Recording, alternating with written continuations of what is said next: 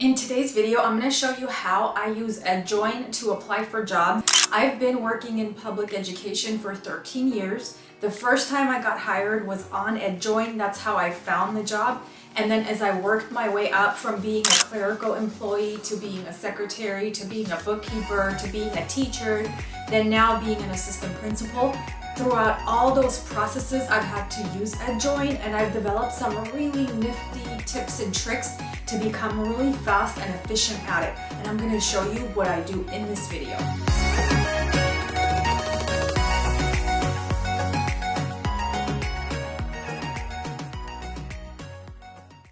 On Edjoin, this is like the main page. I go right here and I log in first. Log in / register. So if you're not registered, that's the part that you have to do first. So here's what I do. From once I'm in, so I already have my account in there, so that's why I logged in. Next thing I do is I come to job search and I go to advanced search. So that's what you want to do. Job search, advanced search. Next, see here where it says new jobs posted. I don't do this every day because it's just way too time consuming and I have 90 million other things going on. So what I do right here, I say last 7 days. And then it'll pull everything that was posted in the last 7 days. These are all teaching positions. So this is what you would do if you wanted to, if you had like a teaching credential. If not, you have to go right here where it says other positions. Okay. So in other positions, here's what happens. You might see certificated and go, oh my God, okay, I guess I can't, I'm not certificated, I'm not a teacher. So where am I supposed to look? Right here. You just have to keep scrolling. Let's say I am trying to get a clerical job, something in the office. Here's what I do. I click on this, but that may not be the only thing. What I do is I press the control key, I hold it, and then I scroll to see if I could select any others. So see this? Community development. I'm going to pick that. I'm going to scroll down, other classified. Yeah, I want to see what they have under there. Maybe it's a good one. Teacher assistant. Yeah, maybe I could do that. So see what I'm doing is I'm just selecting all the ones that I am interested in. So I ended up picking 3 there. I let go of the control key. Next, it says select state. So I'm not going to move out of my state. I live in California, so I'm still going to keep California.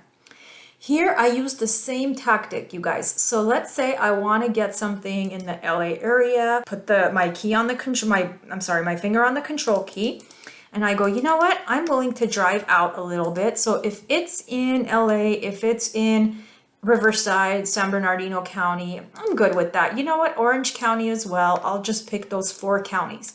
You might say, you know what? No, I only want to get a job in Orange County. Well, then that's easy, right? You could just pick Orange County and be done with it.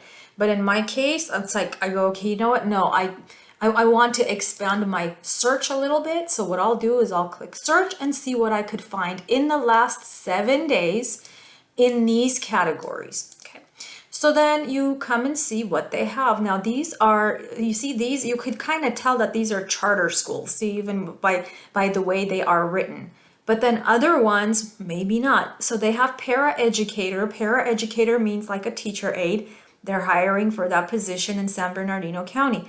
Look at this, they have a secretary opening in Yucaipa, Calimesa. So everything comes up.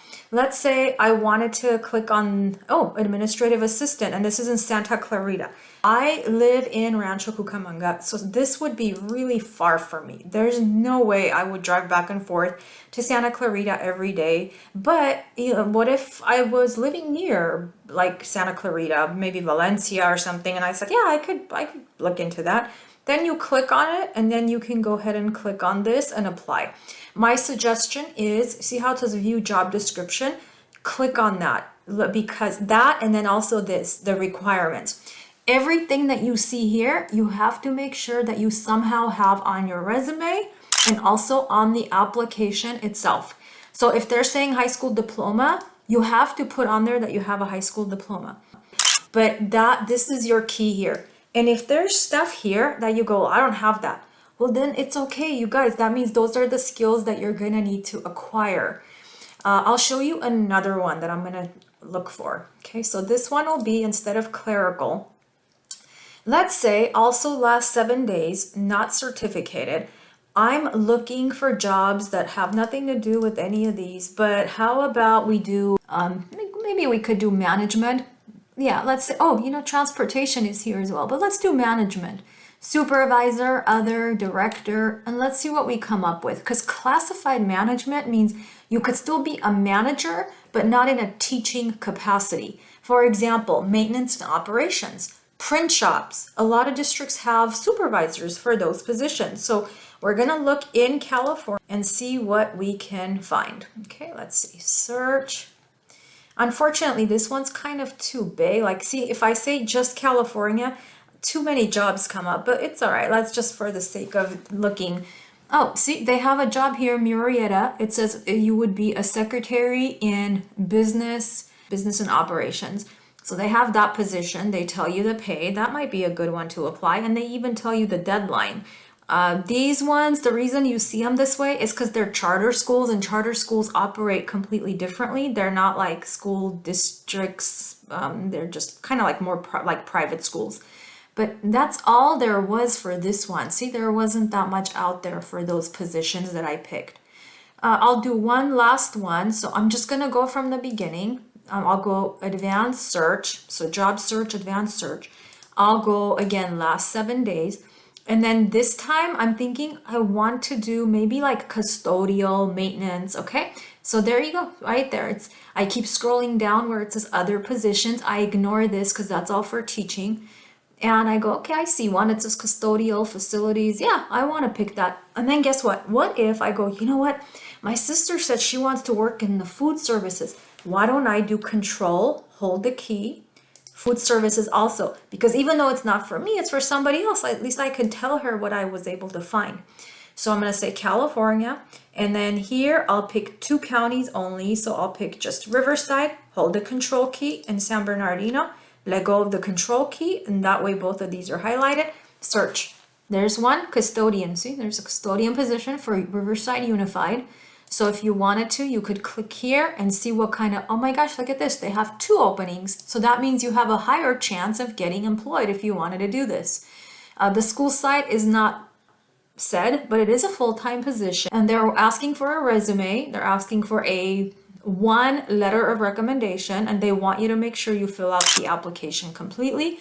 And if you click on the job description, it'll tell you what like some of the basic functions are and stuff, and you have to get familiar with that, so that way you know exactly what they're going to ask you in the interview.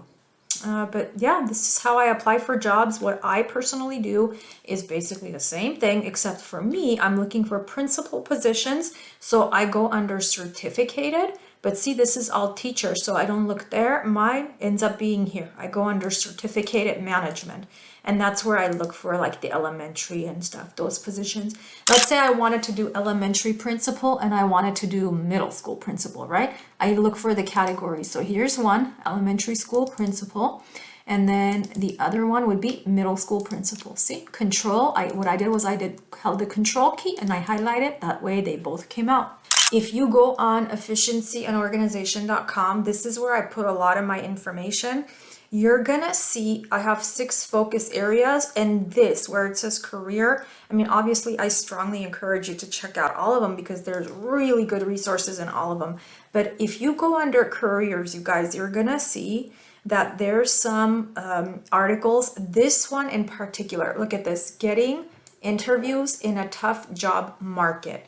Please take a look at this one. And if you come here and you click here, you'll see like the full article. Because what I do is I not only give a lot of statistical data, but I also give you suggestions and infographics, like really useful stuff. And if you're like, you know what, why is it that I'm not getting jobs? Then maybe you could look at these and see if some of these strategies will help you, even because I think I put 20 of them, but even if you pick 5 and work on those, you're still going to be better off. One more awesome thing I want to share with you. You guys, look at me. I'm kind of nerdy like this. What I do is I have this thing called the job application process, basically tracker. Okay, it's a job application tracker. What I do is every week I put down how many applications I submit and how many interviews I get. then it automatically calculates my percentage. The reason you're seeing very few is because I just started, okay? It's only been 2 weeks that I've started looking for jobs. But let's say that 1 week I end up applying for 6 positions, right? 6 applications. I submit 6 applications. That same week I get 2 interviews. I mean, I don't know if they're from these 6, probably not. Maybe it's like from these ones that I did. What I do is this thing here, it tells me what percentage my, like, I guess you could say rate of return is. So when I was applying to become an assistant principal, I used this. This was like 3 years ago. On average, I was putting in 9 applications before I was getting 1 interview. That comes to 11%. That's like how bad it was, you know, like I had to put in 9 applications to be called in for 1 interview. And then out of the 9 interviews I did, 1 of them ended up offering me a job. So I guess you could say it was right about 10%. So that might also be your situation too. Maybe you do like 10 applications and then like out of the 10 you get 1 interview. You kind of have to see, maybe you could Google and see if that's a good percentage, bad percentage, you know. If you feel it's too low, let's say you put 20 applications and you only got 1 interview, 5% might be kind of low. So maybe you have to fix something. Maybe the applications need to be done a little better. Maybe they need to be more detailed. Maybe you have mistakes and things that are making you not be called in to interviews. So that's something that you need to look at because 5% would probably be too low.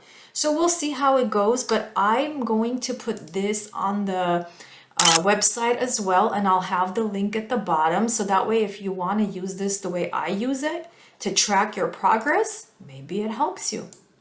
If you're in the process of looking for a job right now and you're on Edjoin all the time, I know it's a difficult process because the waiting could be daunting. For me, patience is not one of my top traits. I'm actually a very impatient person and I'm working on becoming more patient. And that's actually my fun fact, my second fun fact for this video is that I'm just not a very patient person. So it's hard for me to wait.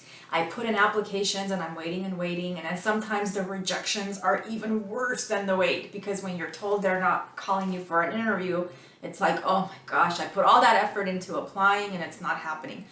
So as I mentioned, I'm in this with you because I am currently on Edjoin once a week and I'm applying for principal positions.